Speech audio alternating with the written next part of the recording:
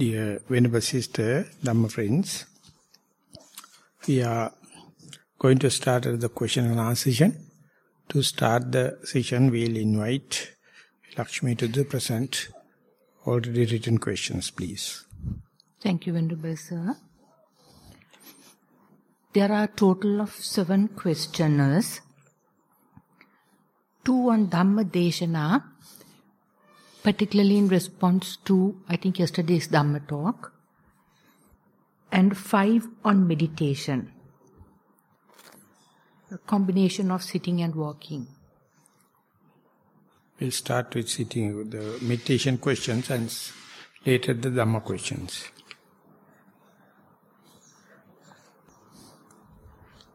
Sitting meditation. Most Venerable Bhante, this is my meditation report. After the walking meditation, I do the sitting meditation. The primary object is in and out breath. After a short while, the breath disappears and then concentrated on the body. A vibration occurs from down to the head. It is a very strong vibration and feels the heat too. After a few seconds, the body becomes very calm, peaceful, and gets into a happy or blissful state. In this position, I can stay for a longer period. Does not feel the body at all, as if the surrounding and the body are the same. All this time, I felt the head tightened, was mindful all along. Still able to continue with the meditation. Thero Saranai. So this is not the very early acquaintance with the situation. When and where you go with a prepared mind, this kind of thing can happen. So you have to understand how to facilitate it in future sittings. When and where it is not there, you try your best to keep the primary object, breath or the body. But when and where it is disappearing, without a hesitation, you facilitate it. Slowly, it will become very familiar. It will become very second nature-like. And there you may later find even in sitting, walking meditation. And sometimes in the day-to-day activities. And sometimes while you are fighting also. The calmness is there. So the familiarization at the beginning utterly in the laboratory condition and later with little bit of other unexpected situation, you find even you are in a conversation or something like that, still the calmness is there. If you wish to look at it, it never leaves you. But if you do not know the art, you'll always complain about the agitated mind, bewildered mind, tensed mind. But each and every time, you will see it is there. So this is a pure lab or laboratory situation.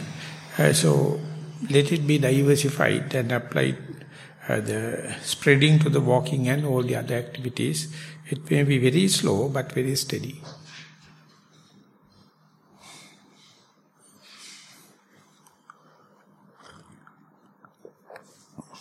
The next is on sitting and walking meditation. Primary object. Excuse me, Venerable Sir. Thero Saranai. Primary object. In-breath and out-breath in both walking and sitting meditation. Walking meditation. I start with a swift walk, that is, only in the early morning walk, and gradually reduce it to normal, slow walk. I walk 1 to 1.5 hours at a stretch. There, I try to see the differences of the breath, such as long or short, near or far, outward, inward, etc. Sometimes my mind goes off the main object, but I am able to understand it soon and get back to my main object. Sitting meditation. After walking, I go to Paryanka or sitting meditation. There, I can easily get to my primary object of Anapana or concentrating on it. I try to see the differences too.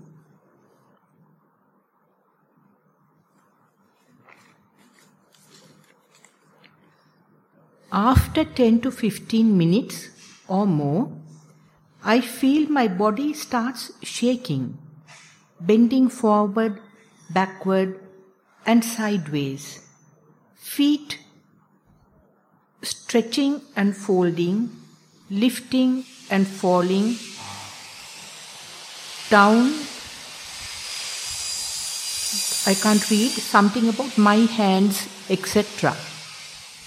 Throughout my sitting meditation, 1 hour or more, I am experiencing this. At the beginning, it was 2 to 3 months back, I got very bored.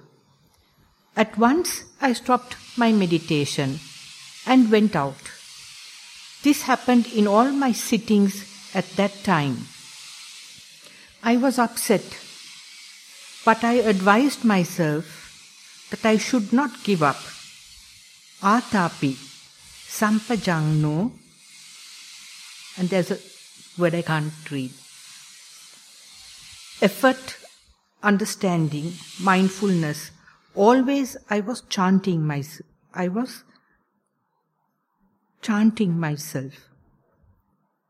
My Lord Buddha has defined the body as one of the 5 maras in Skandha Mara. I understood my body changes is also a kind of Mara. Because of that, I should not give up my meditation. And also I remembered you, Venerable Bhante, once mentioned in a certain Dharma Deshana that our body acts without our knowledge. And I also realized that our body acts as it wants, and we can't go against it. With all these understandings, I continued my meditation. I tried to keep watching and observing the changes throughout. Now, I have observed that the body is not me, not mine, or not myself. And also, I understood Vayo Dhatu in the body does all these. And it is very powerful and strong. It acts as it wants. We can't go against it. Only the Buddha and Arahats could do that. With all these... So I would like to say, please listen to the basic instructions. No need to read it. It's just an essay. It's a fallacy. Walking meditation, do with the left and the right. Sitting meditation, start with the body. It's utterly start with the wrong place. And try to teach others rather than learning, and try to be humble and simple. So best thing is for this particular person to listen to the basic instructions, see how much you have deviated from the basic instruction. And this is not the what we call the interview reports. This is what you telling what you know.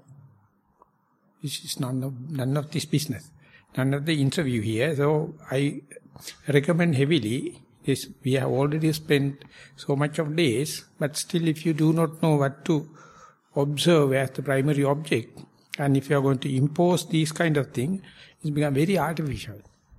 And then always the meditation is bewildered. So when you walk, see what is happening. When you sit, see what is happening, rather than understanding the body as the Mara or Patavi Apo Tejo. If it is manifesting, reporting will be completely different. This is not the reporting on what is manifesting. This is utterly, or rather majority of contemplating or secondary thinking or deductive thinking. So please go back to the primary, where the basic instructions. and see how much you are deviated from the basics. That means you don't know how to be a beginner. That is my remark. Thank you, sir. The next one, Most Venerable Swamin Vahansa, I sought your advice on earlier occasions on how to enter the unknown with awareness. Now I have a concern whether I know how to observe the watching mind. I was wondering whether you could please explain the following with an example. When you are watching an object, you should check the awareness again and again.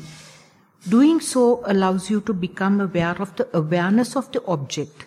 Learn to observe the watching mind. That is within inverted commas. Then continues, your answer may be something that is reiterated in your deshanas 500 times.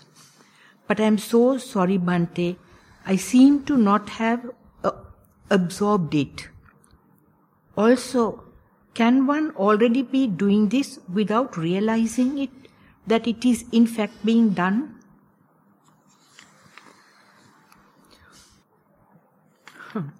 Excuse me. An example of watching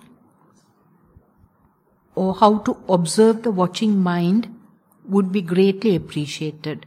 Theruvan Saranai. It is also one thing you should have rejected, because nothing reporting about the primary object, totally talking about the unknown. So to understand unknown, you must know the known.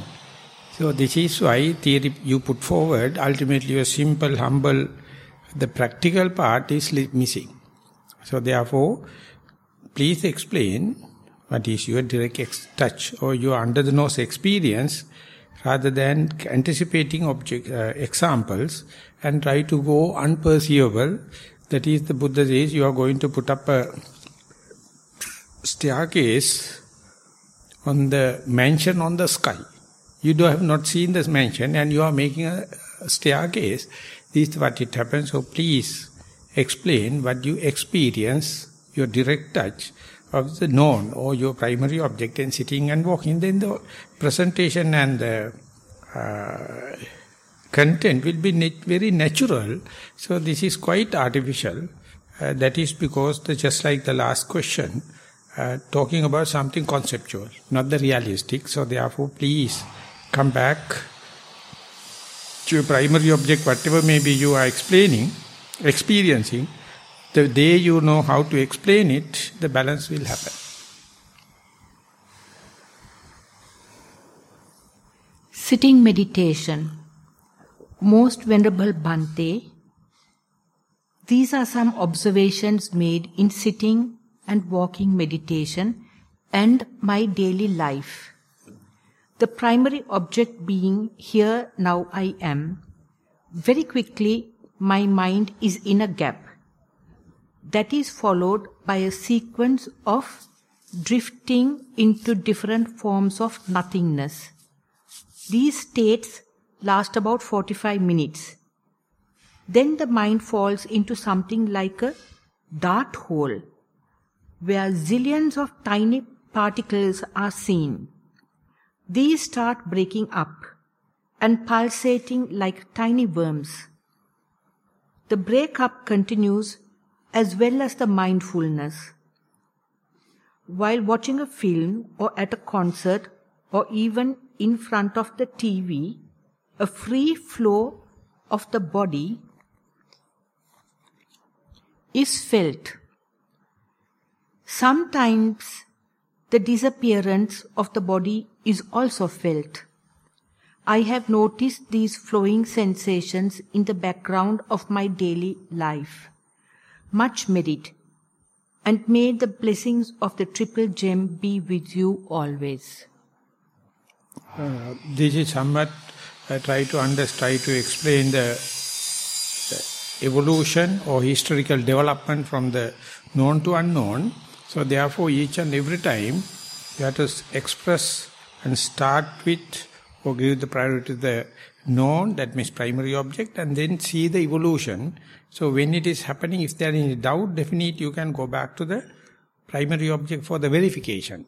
But if you don't give much appreciation and understanding of the primary object, you start right from the, not from the verifiable objects, and maybe utter experience as well as your expression or interview report will be a fallacy concept. So don't let it happen. So starting point must be something verifiable.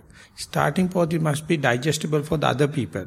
It must be something under your very nose. Then this kind of mystics can happen. Even then, you can come back to the realistic. So when and where you go to this kind of a situation where unexpected, unexplainable,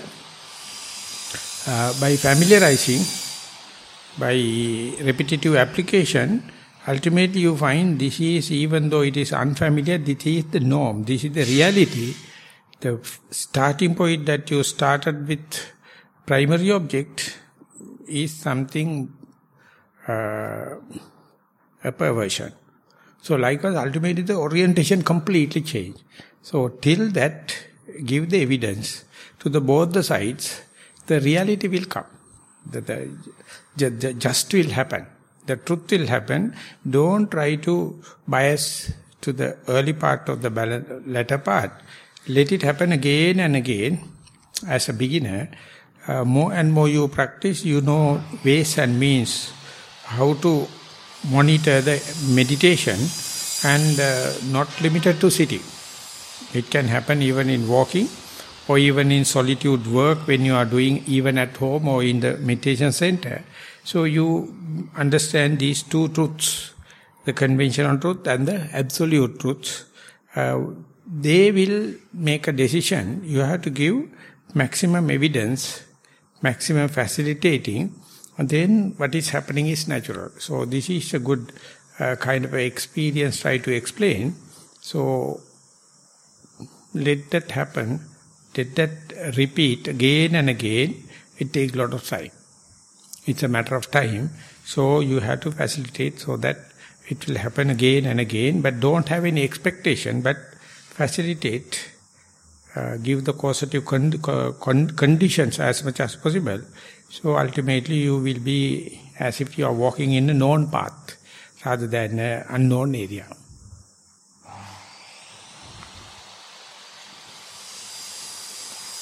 This is on sitting meditation. Sitting meditation, Venerable Sir. May the triple gem bless you. Most Venerable Sir, this is my latest experience in sitting meditation. I knew I was sitting as my foot touched the floor and my back the cushion. I thought, here now I am, and watched the body posture. Then my muscles and the arms and legs started to stiffen. I could not move. It was as if someone was holding me tightly. I could not feel the in-breath or out-breath, but felt the intercostal muscles in the back and tightness and relaxers in a rhythmic way. This lasted for some time, and gradually the body relaxed. This happened yesterday. Today, when I sat to meditate in the early morning, this same thing happened, but a little differently. I felt my body get tightened, and gradually it was like sinking towards the earth.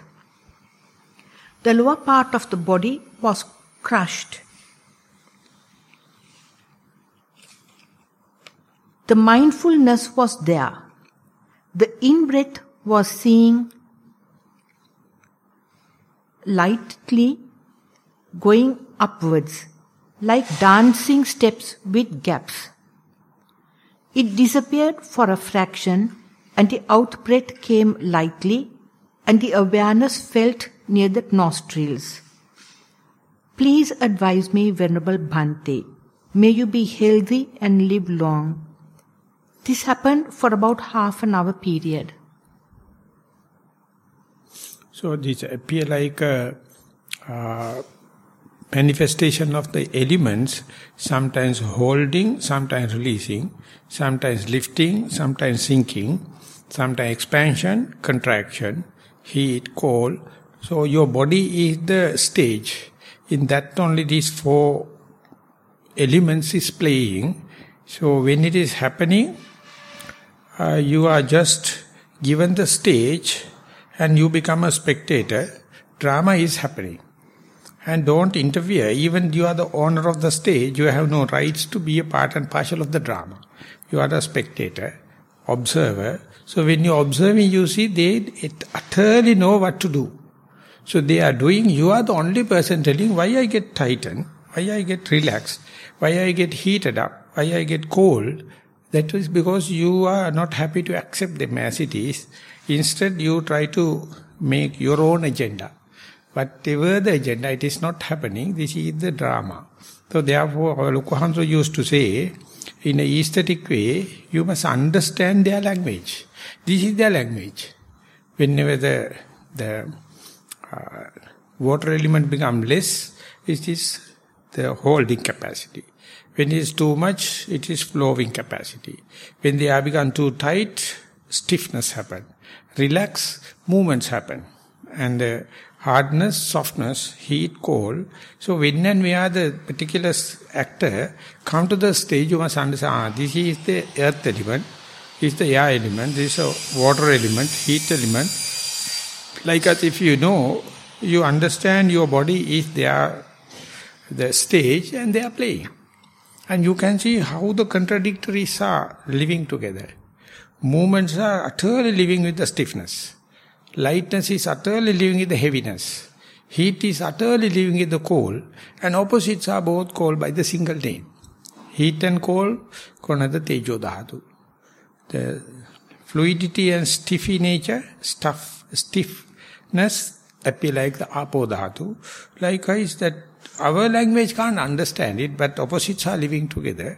And if you claim this is my body, you are utter failure. Instead, if you see my body is becoming a stage and the drama is happening, you see it is not a meditation, it's a simple, humble observation. To make you up to that point only all the precepts, all the concentration, all the knowledge necessary. So it is whenever happening, if you can explain it without coloring, without gloss over, without interpretation, even a child can stay it. Even an elderly person or young person can do it. Knowledge not necessary. Knowledge is the one really distorting this kind of simple reporting. So therefore, Lokohamsa used to say, our teacher, the elementary characteristics are becoming even so obvious, how difficult for our mind, rational mind, lenient mind to understand this is beyond my control. They have their agenda. So just observe it and see, nothing to teach. They have no any inflicting nature upon you, unless otherwise you take it as an enemy or a friend. The dhatu or the elementary characters never know whether you are a male or female. They do not know whether you are a living entity or not. They do not know the beginning, middle and end. This eternal drama.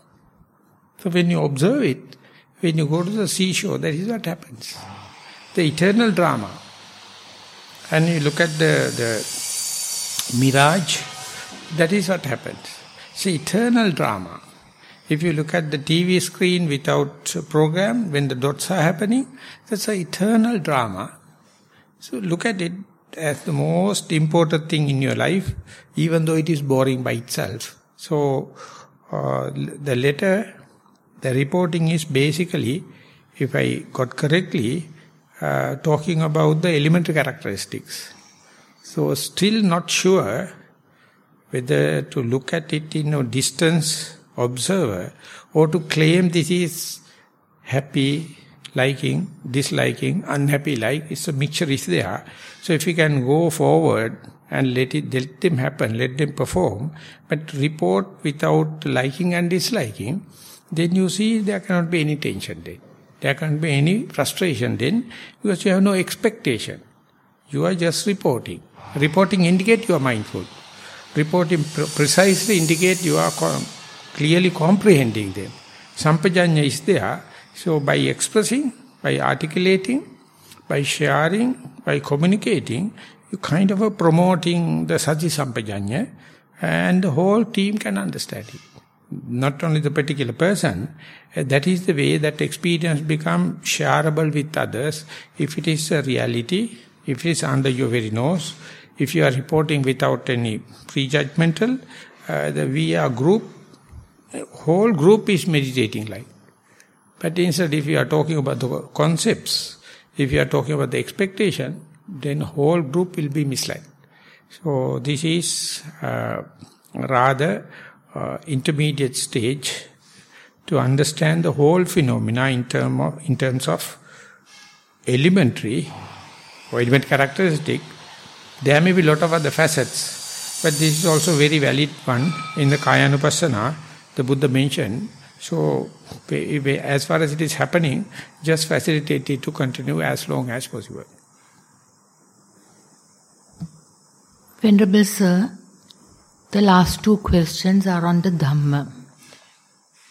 I think maybe yesterday's talk, okay? Venerable Sir, I have many regrets and hurt about my past, some of which I have overcome.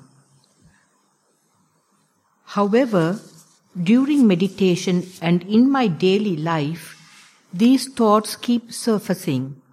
At such times, I observe these thoughts arising and disappearing mindfully and don't react.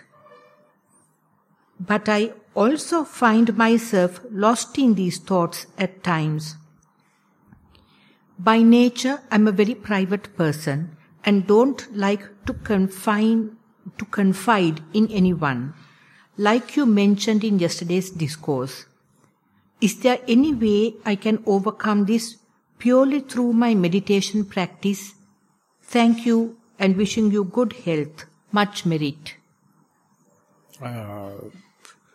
It is also possible, by reading the letter, two ideas cross my mind.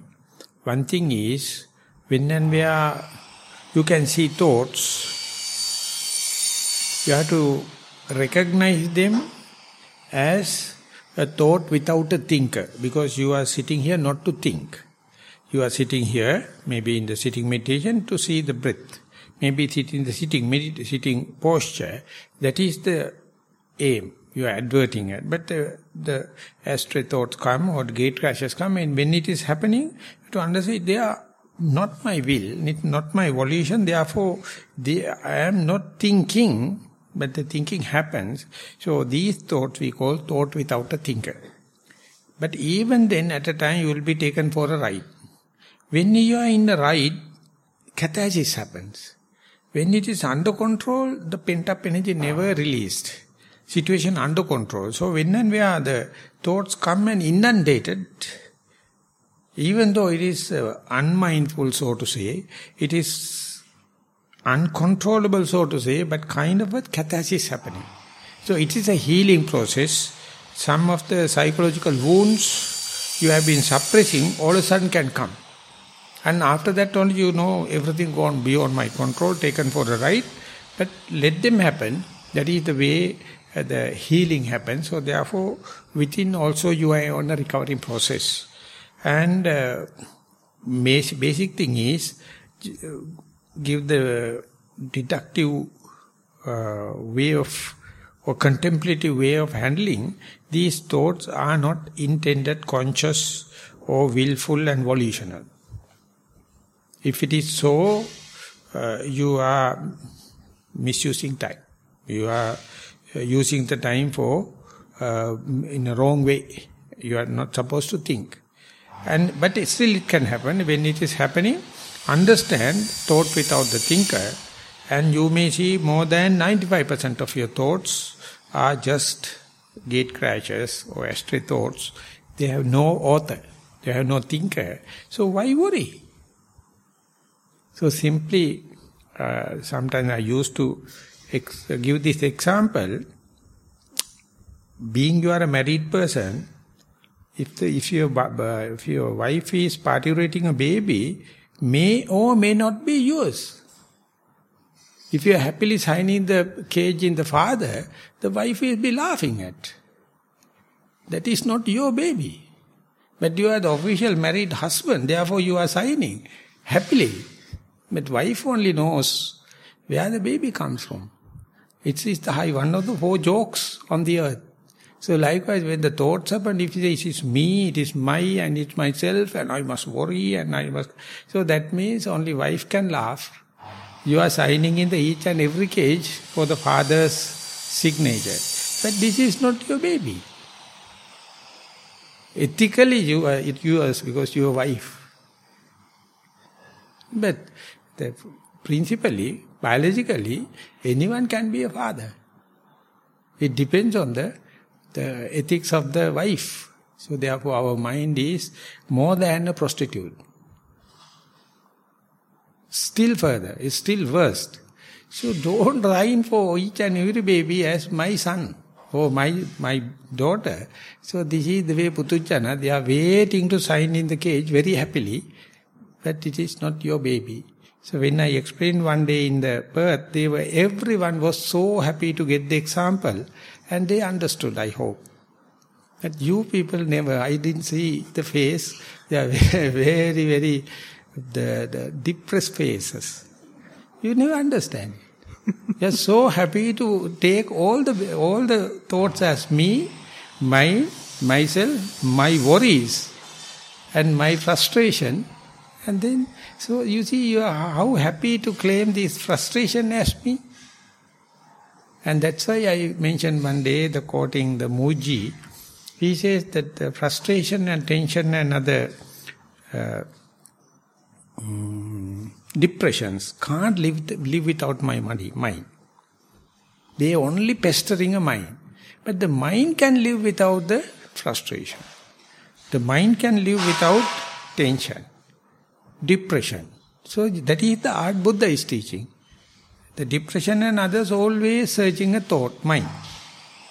They can't live without the mind. But the mind can live without that kind of thing. That is what you call the here and now. Present moment can live without depression, without thoughts, without frustration. See possibilities to be here and now as much as possible. So you are facilitating the mind without frustration. And don't talk about that mind with frustration. That is another facilitating, a way of facilitating the frustration, way of facilitating the panic, the depression. So in walking in the meditation reports, if you are mentioning that kind of thing, you mention at last in the shortest form. If you're going to take it as more than your primary object, that indicates you are so happy with the frustration. You are so happy with distractions. You are so happy with depressions. So that is why it says, at least for the sake of reporting, report the first, the best. And then you will learn the art of presentation, how to do away with the frustration and how to promote under the nose experience. This is the last question. Most Venerable Bhante, I have no regrets about my past or present, as I can justify all my deeds according to my rules, right and wrong, as I define them for me as well as for others. The way I look at right and wrong may not be the norm accepted by public at large. My black and white areas are very limited, and I have a lot of grey areas where I accept things if they are good for you. It is good for me is my philosophy. So this is not a philosophy class. Both the questions are not suitable for the discussion. They are not related to the meditation. They are not related to the Dhamma talks. They are their thoughts. So if I am to make a comment on the writing, this is not the good and bad, black and white. This is what you call judgmental mind. Judgmental mind is utterly a mess. Whenever Jesus Christ mentioned, when you decide upon someone, the Satan will decide upon you. So therefore don't decide. So decision is utterly a defilement. Decision is utterly marapakhiya. So today the management world is teaching you how to take a quick decision. That indicates they don't like Buddha. They don't like Dhamma.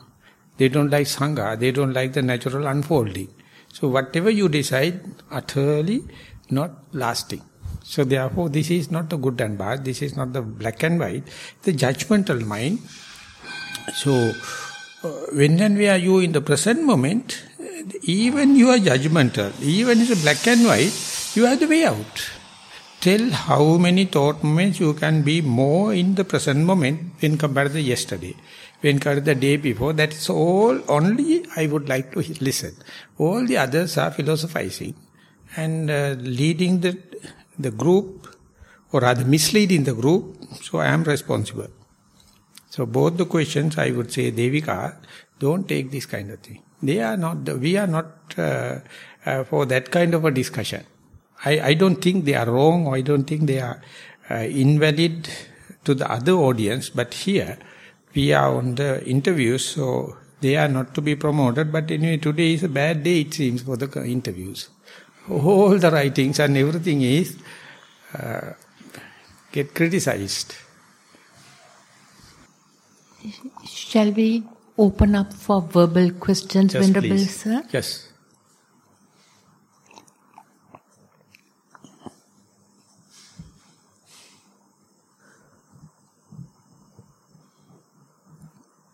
Please forgive us, Venerable Sir, for not catching the questions in the correct way. So I will get the mark, give the marks on the last day. I am still going through the scriptures, putting marks.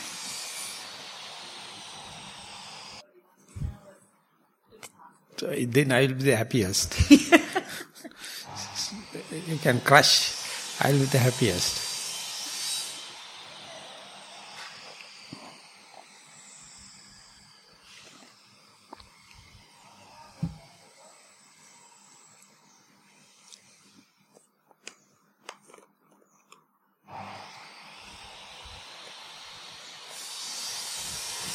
Even though you are a little nervous, we don't have too many more chances, so just take the risk and ask. No chance? We don't have too many more chances, no sir. Only 2 more days, so I told them to take the risk and ask. So the first few days, Lakshmi was in a tense. Now Lakshmi is little relaxed. Now she wished to push pass the tension to the others.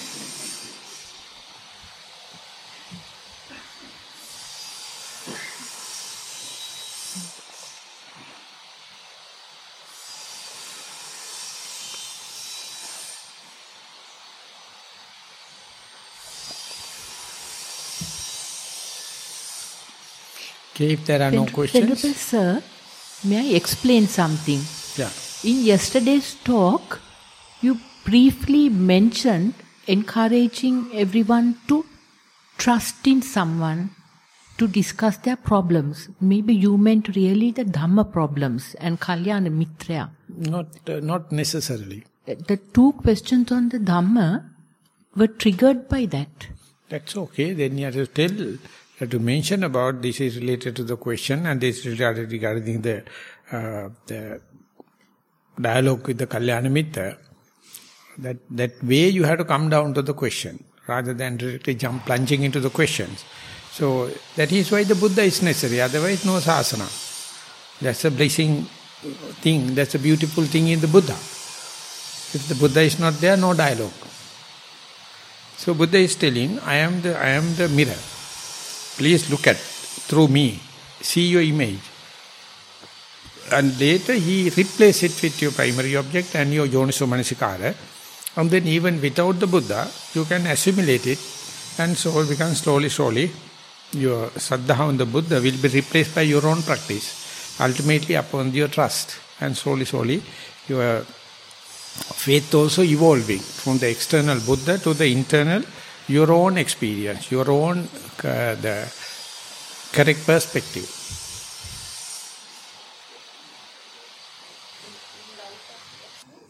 Like yesterday, you said to tell it to somebody, a trusted person.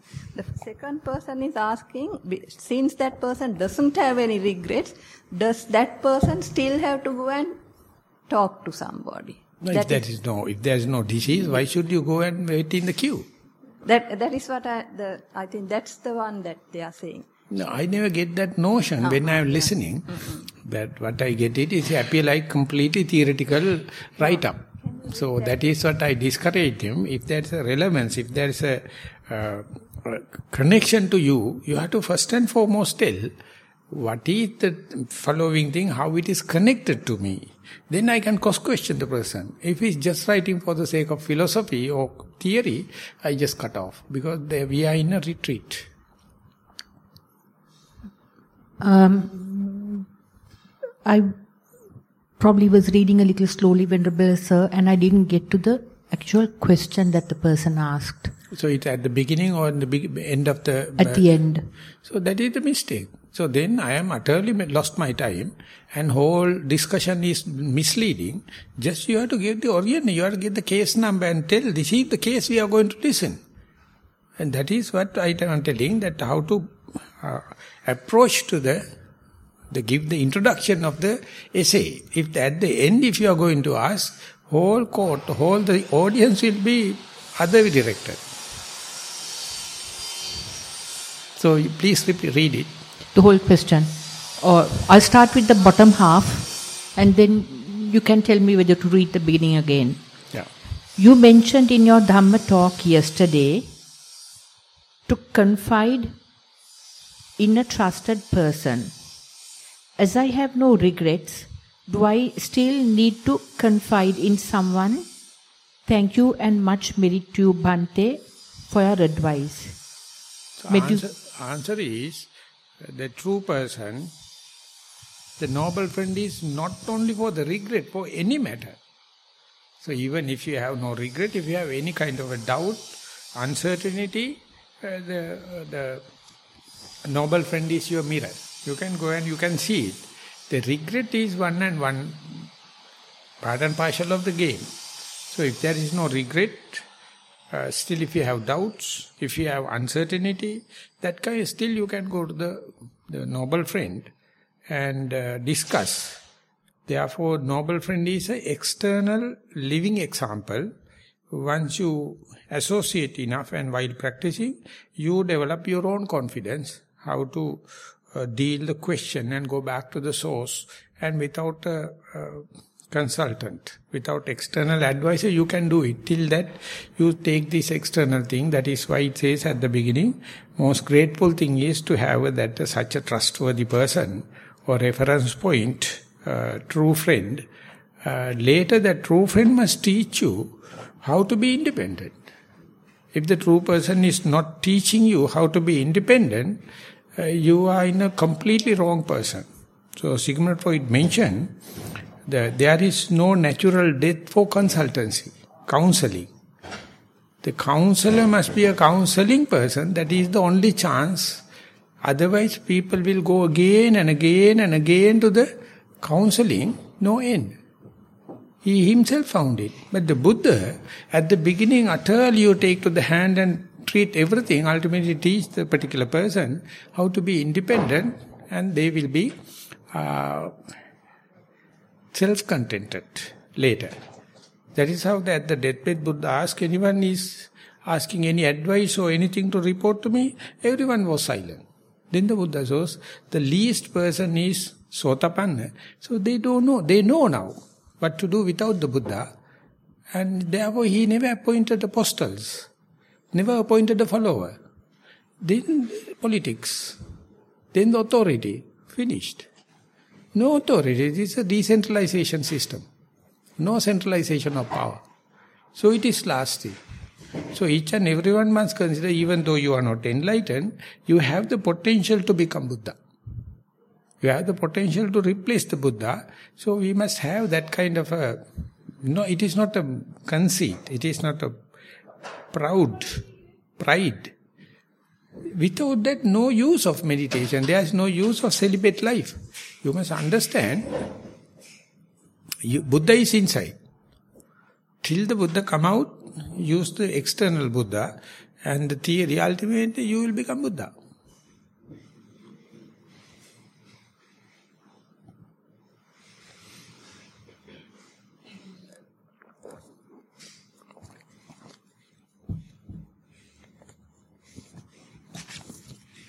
Okay, then we will, as far as there are no more oral questions, we'll take time for the walking meditation. We have little more than 1 hour. Thank you very much for the participation, for the question and answer session.